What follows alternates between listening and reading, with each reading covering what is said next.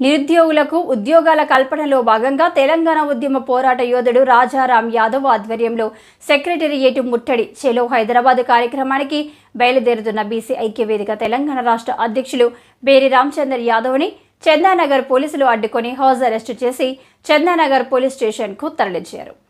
ఈ సందర్భంగా బేరి రామచందర్ యాదవ్ మాట్లాడుతూ న్యాయమైన సమస్యల పరిష్కారం కోసం ధర్నా చేస్తుంటే నాయకులను ఎక్కడికక్కడే అరెస్టులు చేస్తూ ధర్మమైన ఉద్యమాన్ని అడ్డుకోవడం తగదని ప్రభుత్వాన్ని హెచ్చరించారు. బీసీ కులగణన చేయాలని, అలాగే పెరిగిపోతున్న నిరుద్యోగ సమస్యకు పరిష్కారం కోసం నిర్వహిస్తున్న ధర్నాను ఇలా అడ్డుకోవడం తగదని అన్నారు. ఏది ఏమైనా సెక్రటేరియట్ ముట్టడిని ఎవరూ ఆపలేరని అన్నారు. సమస్యల పరిష్కారం జరిగే వరకు పోరాటం ఆగదని అన్నారు.